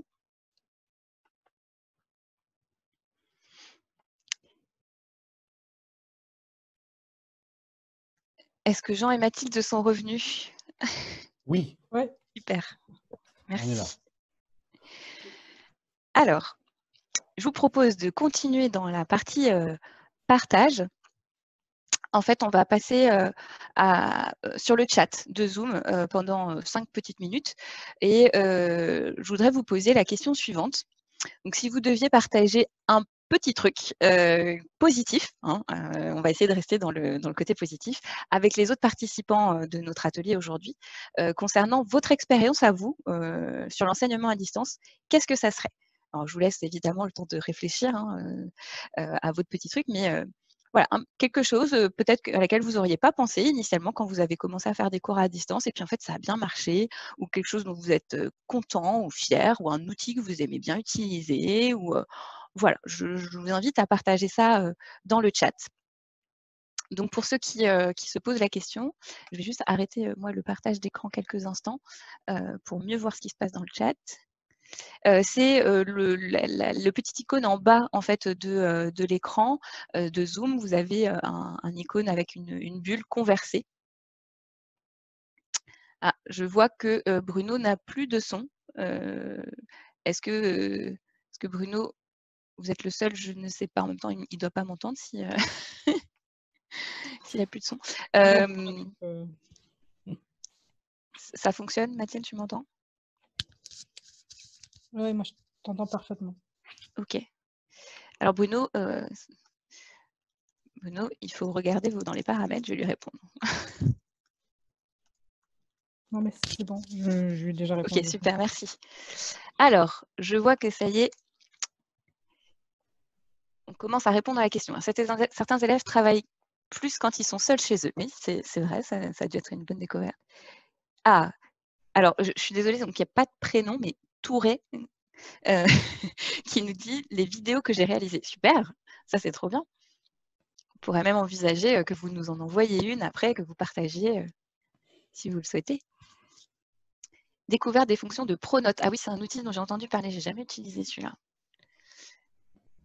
La découverte de nouveaux outils très pratiques. Teams, Klaxoon. Super, Alexandre. Ah, vous avez utilisé Klaxoon, ouais, c'est vraiment chouette. Alors, Klaxoon, pour ceux qui ne connaîtraient pas, donc en gros, ça vous permet, il y a deux possibilités, d'avoir une URL, c'est-à-dire un lien Internet. Évidemment, il faut préparer à l'avance des exercices, mais ça permet de poser des questions en direct. Donc, je vous le disais tout à l'heure, ça permet de faire des brainstorming, des nuages de mots, les gens peuvent mettre des post-it, etc. Donc, ça, c'est chouette. Puis, il y a aussi un autre aspect, alors ça, c'est plutôt pour la partie présentielle, mais que vous le sachiez, ils ont aussi une offre où ils vous font une box Internet voilà, qui génère du Wi-Fi automatiquement. Donc, si vous êtes dans une salle où il y a une très mauvaise connexion, vous pouvez utiliser le Wi-Fi de Klaxoon et utiliser les mêmes fonctionnalités, donc poser des questions de manière interactive, même en étant dans une salle. Donc ça, c'est vrai que c'est un bel outil. Prendre du temps pour faire des tête-à-tête pour revenir sur des points précis. Ouais, c'est vrai que la partie un peu coaching à distance, accompagnement individuel, ça c'est vrai que ça marche bien la distance pour ça. Et encore une fois, quand on dit distance, le téléphone, ça marche très bien aussi. Il n'y a pas besoin d'avoir un outil spécifique. Ah, pour les évaluations, j'ai utilisé Google Forms, pratique. Oui, tout à fait. Pratique et rapide à faire pour les élèves et rapide à corriger. C'est vrai, ça vous permet aussi d'avoir un export dans un fichier Excel de toutes les réponses. Et c'est plutôt bien. Ouais. Puis il y a plein de modèles à utiliser avec Google Forms. Ah, il y en a qui utilisent Moodle, Didier. Donc Moodle, c'est une plateforme, c'est un LMS dont je vous parlais tout à l'heure. Moodle, l'avantage, c'est que c'est ce qu'on appelle un logiciel open source, c'est-à-dire que c'est gratuit, c'est entretenu par les utilisateurs qui connaissent bien la technique. Et du coup, il y a beaucoup d'universités et d'établissements qui l'utilisent. Ouais. Ce qu'ils ont préféré, c'était les petites vidéos courtes où je me suis enregistrée. Très long à faire quand on n'est pas habitué. Eh oui, eh oui. Tout à fait. Encore une fois, on revient sur le temps de préparation. Hein. Là-dessus, il n'y a pas de miracle non plus. Mais si vous prenez le temps de bien préparer, il y a de grandes chances que ce soit plus motivant et plus engageant. Enregistrement d'une session synchrone pour s'en servir en asynchrone avec d'autres groupes. Merci Julien de réutiliser les termes qu'on a évoqués aujourd'hui. Oui, absolument, la partie replay et réutilisation avec d'autres groupes, c'est intéressant à creuser ça.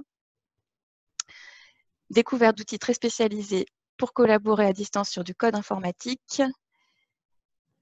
Bon, alors là, script sous R par exemple, dommage, ça va devenir payant. Alors là, on rentre un peu dans la technique, mais en tout cas, vous avez trouvé un outil qui répondait à votre attente et ça, c'est chouette. Donc, ça veut dire que vous avez cherché. Ça aussi, c'est bien d'être curieux. Pouvoir faire des visios le soir pour les apprentis qui bossent la journée. Ah ouais, absolument. Oui, oui, c'est vrai ça. Allez, peut-être encore une ou deux réponses et puis après, je vous propose de passer à la suite. Merci en tout cas pour celles et ceux qui ont pris voilà, le temps de répondre sur le chat et de partager.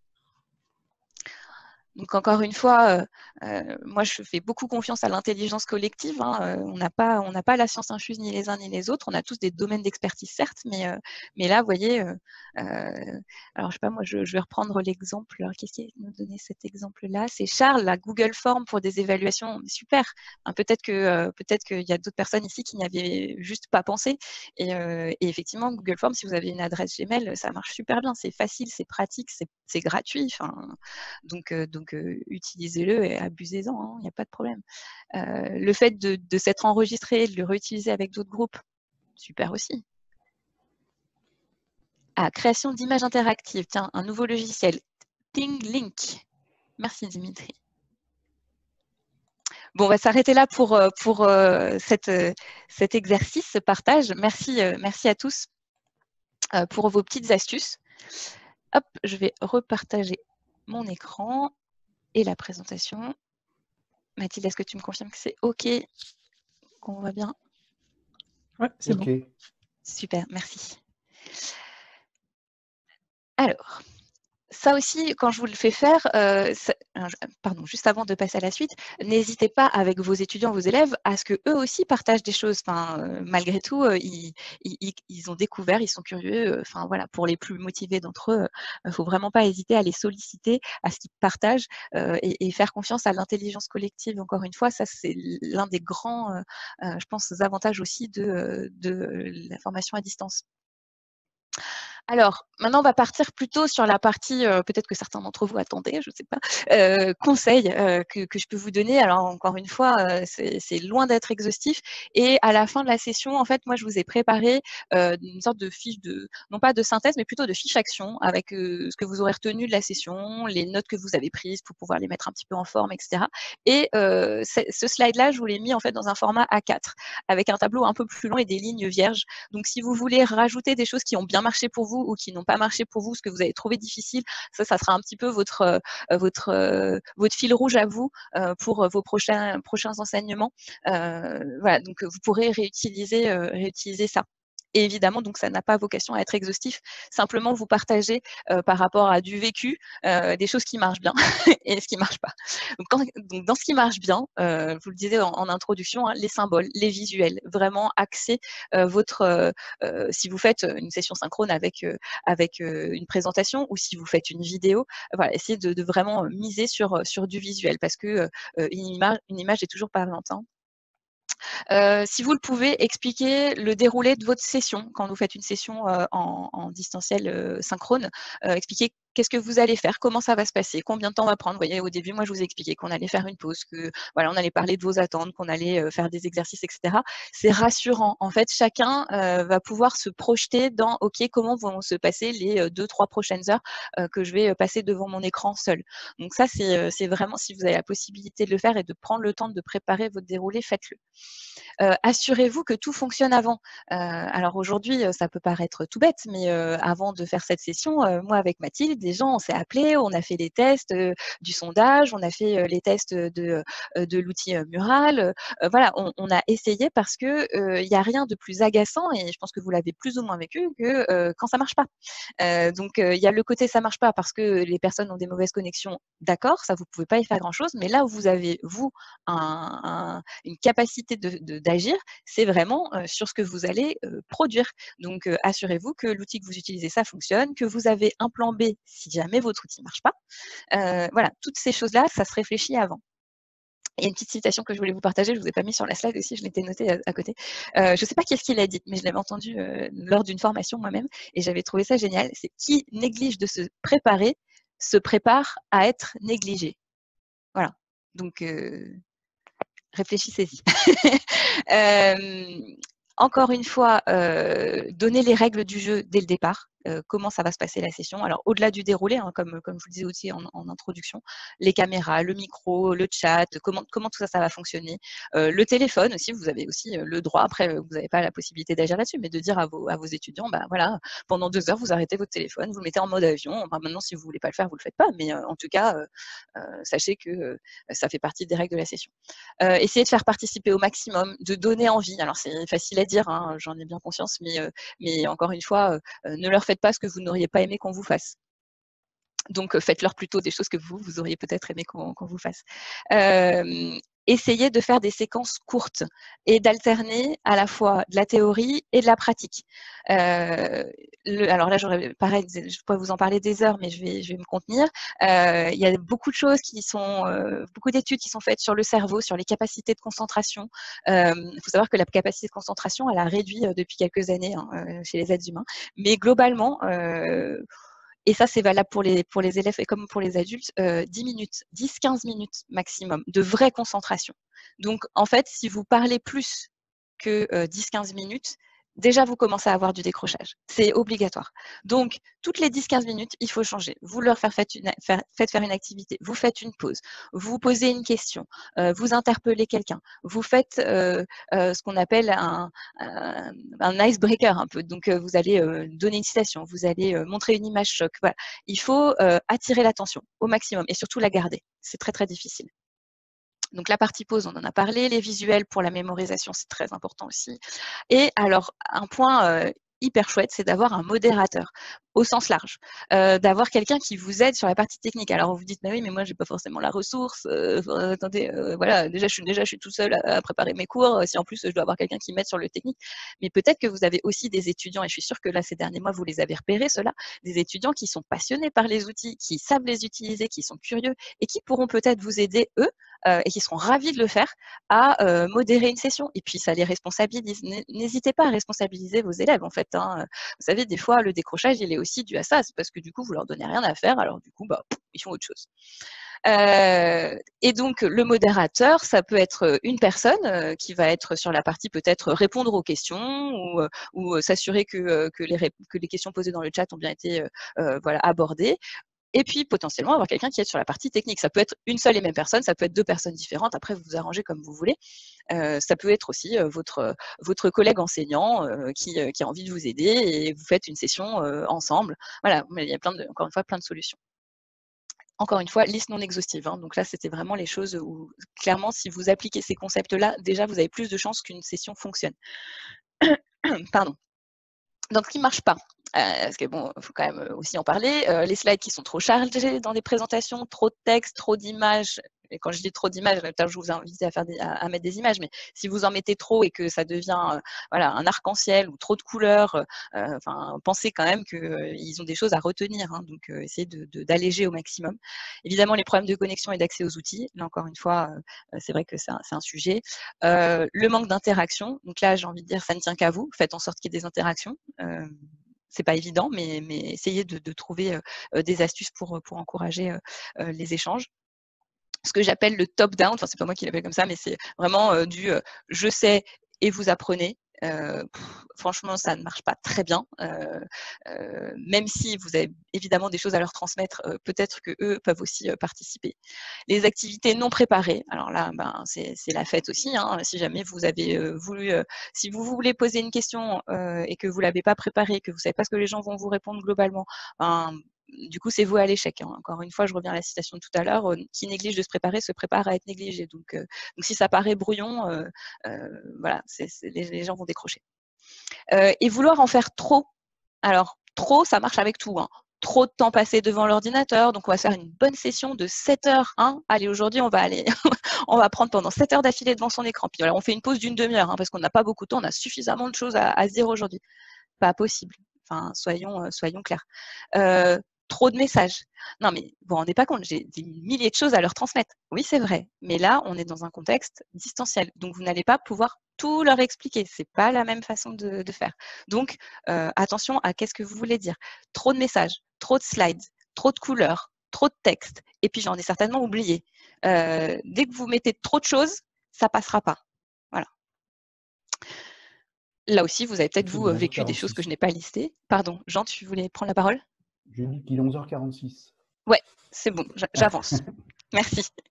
Et puis, ce qui est difficile, vous en avez parlé, hein, le décrochage, garder la motivation, trouver les bons exercices, les bons outils, capitaliser sur les moments synchrones pour partager, tout ça, c'est difficile. Il faut en avoir conscience, vous l'avez vécu, donc là, je vous apprends rien. Quelques petits autres conseils. Là, j'ai fait ce que j'ai pu, hein, pour vous dire ce qui était bien de faire dans une session distante synchrone, encore une fois, quand tout le monde est ensemble. Donc, avant la session, repenser quels sont les objectifs, les messages à retenir, vraiment. Et ça, je sais que ça prend du temps. Et c'est là où je vous parlais tout à l'heure de méthodologie. Comment est-ce que je transforme mon présentiel en distanciel? Voilà, il y a beaucoup de préparation là-dedans. Préparez vos exercices, préparez vos sous-groupes si vous avez prévu de faire des sous-groupes. Qui va être dans chaque sous-groupe? Parce que sinon, vous allez encore perdre un quart d'heure à dire « Ah oui, mais alors qui veut aller avec machin ?» Et non, alors ça peut paraître directif, c'est pas très agréable, mais malgré tout, ça se prépare. Comme ça, vous perdez moins de temps pendant la session synchrone. Peut-être envisager d'avoir un espace commun de partage de fichiers, si vous avez des choses à envoyer à vos élèves. Donc, vous l'avez peut-être à votre établissement ou peut-être pas. Encore une fois, un groupe WhatsApp, ça marche bien. Un Google Drive, OneDrive, voilà, j'en cite quelques-uns. Vous testez vos outils, je vous en ai déjà parlé, mais surtout, voilà, c'est pas le tout de le dire, il faut le faire. Et vous envisagez un plan B. Que se passe-t-il si ça marche pas? Là, il faut réfléchir à ça. Et si vous le pouvez, désigner un modérateur ou un assistant technique. Donc ça, c'est avant la session. Pendant la session, je vous le disais, hein, finalement, c'est un petit peu un récap de tout ce qu'on s'est dit jusqu'à présent. Définissez les règles du jeu dès le début, que tout le monde soit sur la même longueur d'onde. Clarifiez les objectifs, la durée de la session, du parcours, de tout ce que vous avez voilà, à transmettre. Essayez, si vous avez la possibilité, si le groupe n'est pas trop grand, alors moi, je fixe la limite à 15 à peu près. Au-delà de 15, ça devient difficile de donner la parole à tout le monde, mais en tout cas, en dessous de 15, vous pouvez vous assurer que tout le monde prenne la parole, que ce soit à l'oral ou à l'écrit. Et puis après la session, vous évaluez votre session avec vos élèves en fait. Comment est-ce que vous pouvez vous améliorer? Est-ce que vous l'avez fait ça aujourd'hui? Je suis pas certaine. Peut-être que certains d'entre vous l'ont fait, mais n'hésitez pas aussi à. Alors c'est pas facile hein, parce que ça nous remet en question. Hein, donc si nos élèves ils nous disent que c'était nul, ouais, faut l'assumer. Mais donc du coup, qu'est-ce que eux ils attendent? Comment est-ce que vous pouvez travailler avec eux pour améliorer? Assurer le suivi téléphonique, je pense que ça, vous l'avez fait pour la plupart d'entre vous. En tout cas, ça a été beaucoup évoqué aujourd'hui. Envoyer des quiz, des enquêtes pour tester ce qui a été compris. Donc, quand on parle d'évaluation des connaissances, ça peut fonctionner. Un Google Form marche bien. Dernier petit message avant de laisser la parole ouverte. Donc pour passer à la formation à distance, parce que c'est un cap à passer, hein, je crois qu'on est tous d'accord là-dessus, il ne faut pas avoir peur de la technologie. Vraiment, voilà, on a tous des failles, on n'est pas égaux devant les outils, mais en attendant, si on a un petit peu de curiosité, si on cherche un peu, on trouve. Et puis, il ne faut pas hésiter à demander aussi. Faut pas hésiter à demander. Retravaillez bien vos messages, vos objectifs. Faites en sorte d'avoir un séquencement. Moi, pour la session d'aujourd'hui, quand je vous ai montré en introduction les temps qu'on allait passer sur chaque activité, ça a été réfléchi, pensé, discuté. Voilà, j'ai pas fait ça en, en 30 secondes. Hein. Donc, séquencez bien vos activités. Pour vous donner un ordre d'idée, il faut compter que 7 heures de formation présentielle, donc ça c'est, voilà, on va dire dans le domaine privé avec les entreprises, mais ça marche aussi avec vos cours. 7 heures de présentiel, c'est maxi 2 heures de distanciel, synchrone. Bien évidemment, ça n'empêche pas de faire des activités asynchrone. Mais ne tombez pas dans le piège du 7 heures en distanciel, parce que là, en synchrone, parce que c'est vraiment l'horreur. Appuyer sur la pédagogie inversée. Pédagogie inversée, ça veut dire que vous n'êtes pas le sachant, c'est plutôt vos élèves qui vont venir poser des questions et vous allez les guider. Voilà. Essayer d'encourager au maximum.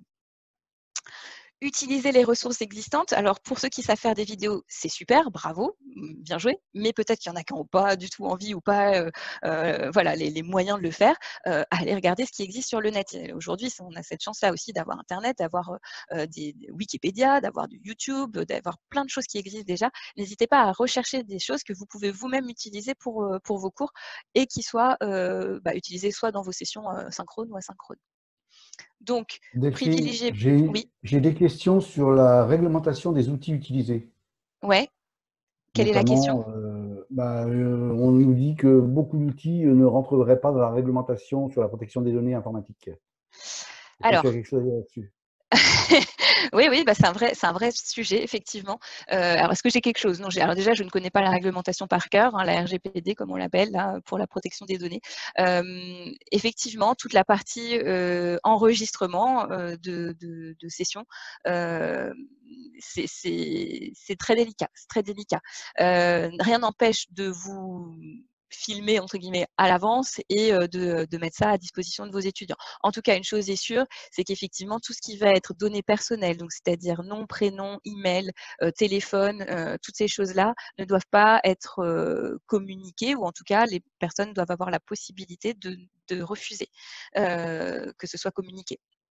Donc après, c'est aussi des choses qui doivent être vues avec vos établissements. Quels outils vont être utilisés? Vous pouvez, par exemple, quand je reviens sur l'exemple de Google Forms, là, vous n'êtes pas obligé d'avoir le nom de la personne ou son email ou son ID. Vous pouvez faire des choses anonymes. Mais effectivement, il faut faire hyper attention. Il faut faire très, très attention aujourd'hui. Maintenant, il ne faut pas non plus tomber dans c'est la bonne excuse pour ne rien faire. Enfin, je pense qu'il y a peut-être aussi un équilibre à trouver là-dessus. Mais oui, évidemment. Alors après, de plus en plus d'outils voilà, permettent une anonymisation ou en tout cas ce travail sur ces sujets-là. Je n'ai pas beaucoup plus à vous dire, malheureusement. Moi aussi, je suis confrontée à ça. Hein. Mais faut pas, je pense qu'il ne faut pas voir tout en noir. Il y avait d'autres questions? Très bien, merci. On me parle On va toujours des revenir problèmes dessus là. de matériel perso, de connexion privée, mais enfin, c'est pas. Ouais. Effectivement, tu l'avais dit tout à l'heure, après, il faudra voir que chacun voit avec ses établissements quel type de matériel utiliser, quel support, etc. Là, on est dans de la démonstration où on offre de l'information aujourd'hui. Oui, tout à fait. On ne vend pas de formation à distance. Non. On informe sur la formation à distance. Oui, absolument. Le dernier point que je voulais mentionner avec vous, c'est vraiment voilà, cette partie asynchrone, synchrone, encore une fois. Les temps asynchrones, c'est plutôt de l'auto-formation. J'apprends par moi-même, je lis des choses, je travaille sur des projets avec mes collègues, etc. Et puis la partie virtuelle synchrone, plutôt sur du partage, réponse aux questions, etc. Bien sûr, pourquoi pas exposer, démonstration, mais essayer de garder ces moments finalement de connexion humaine pour partager.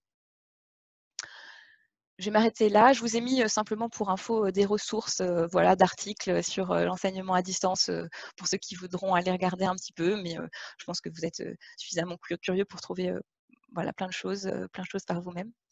Je vous propose, si vous le souhaitez, soit de continuer à poser vos questions sur le chat, soit d'ouvrir vos micros, votre webcam, si vous voilà, voulez partager un peu certaines questions, des choses qui n'auraient pas été claires. Enfin, voilà, tout est ouvert. Si je peux me permettre, Delphine, est-ce qu'on peut Oui. dire effectivement que la formation synchrone en distance peut être un outil complémentaire au présentiel actuel, et Oui. comme la société aujourd'hui évolue en permanence, et on sait qu'on va aller vers toutes ces nouvelles technologies et tous ces nouveaux moyens de transmission d'informations et de formation, donc je pense qu'il ne faut pas le voir comme étant l'outil qui va tout remplacer demain, mais ça peut être complémentaire, et il faut le prendre comme une aide et non pas comme je dirais un blocage par rapport à la formation. C'est très bien résumé, je n'aurais pas dit mieux. C'est ça. Merci Jean. Ouais. Alors, je vais arrêter mon partage d'écran pour pouvoir voir un petit peu ce qui se passe sur le chat. N'hésitez vraiment pas à prendre la parole. Hein. Là, justement, c'est le moment où vous pouvez partager. Et moi, ce que j'aimerais dire aussi, c'est que par rapport aux différentes remarques qui ont été faites sur les élèves qui avaient des difficultés ou les risques de décrochage, je pense également que la formation à distance peut justement, dans ce cas-là, être un support pour les enseignants pour pouvoir revenir sur des sujets en particulier avec l'élève ou les élèves qui ont un peu plus de mal, soit en dehors des horaires de cours, soit à des périodes définies ensemble, pour justement les aider à raccrocher et à ne pas se trouver décrochés par rapport au reste des élèves. Oui. Oui. Je vois dans le chat qu'il y a effectivement beaucoup de choses sur les outils. Oui, ça tourne beaucoup tous les outils, mais encore une fois, j'essaie de vous passer le message qu'il y a aussi votre pédagogie qui doit être revue. Mais clairement, et ce qu'on disait avec Jean, les établissements, alors j'aimerais pouvoir vous dire que le gouvernement a évidemment son rôle à jouer là-dessus, de faire en sorte que chaque élève, primaire, collège, lycée et études supérieures ait le matériel adéquat et les bonnes connexions. Maintenant, je pense qu'il ne faut pas attendre tout non plus du gouvernement et que même vous, en tant qu'enseignant, vous pouvez aller challenger votre établissement pour faire en sorte que vos élèves soient bien équipés. Après, effectivement, la connexion privée, etc., ça, on ne va pas pouvoir faire grand-chose dessus, mais il ne faut pas voir que ce côté-là. Voyez peut-être les choses que vous pouvez apporter de complémentaires, comme le disait Jean, à votre enseignement présentiel. Oui, bonjour, Jean-Noël Paoli. Donc moi, alors c'est peut-être un cas un peu particulier parce que je suis enseignant dans le supérieur.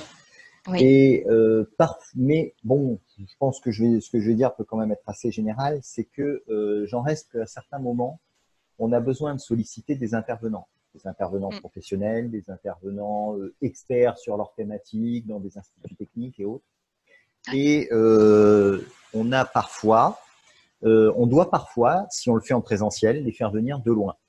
Ça pose des difficultés sur le temps de transport pour eux. J'ai comment dire, c'est un peu limite de mobiliser quelqu'un qui va se faire 6 heures, 8 heures de trajet pour 3 heures d'intervention, parfois 2. Et puis, d'un point de vue, entre guillemets, environnemental aussi, moi, à titre perso, je me rappelle d'avoir fait 4 heures aller, 4 heures retour pour 2 heures d'intervention dans un module viticulture durable. Ça me gêne. Voilà. Donc, je me dis que dans ces cas-là, le distanciel, pour mobiliser une expertise particulière, c'est aussi un avantage. Absolument, oui. Tout à fait. C'est vrai que je ne l'ai pas mentionné dans les points. Merci beaucoup pour le partage. Alors, bon pour l'environnement, oui et non. Attention.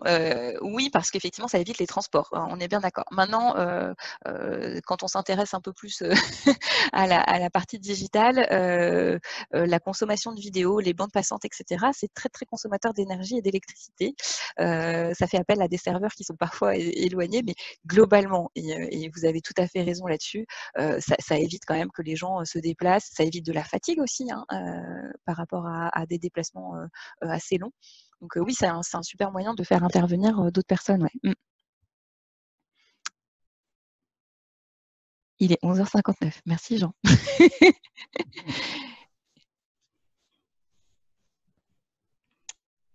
Merci à vous Damien. Contente que ça vous ait plu. C'était bien l'objectif. J'espère que ça vous a apporté à tous quelque chose en plus, peu importe ce que c'est, pour votre connaissance personnelle et puis pour vos enseignements à partir de la rentrée. Merci Bernard. Alors Rémi, solution pour renforcer les échanges entre constructeurs et écoles. C'est un petit peu vague.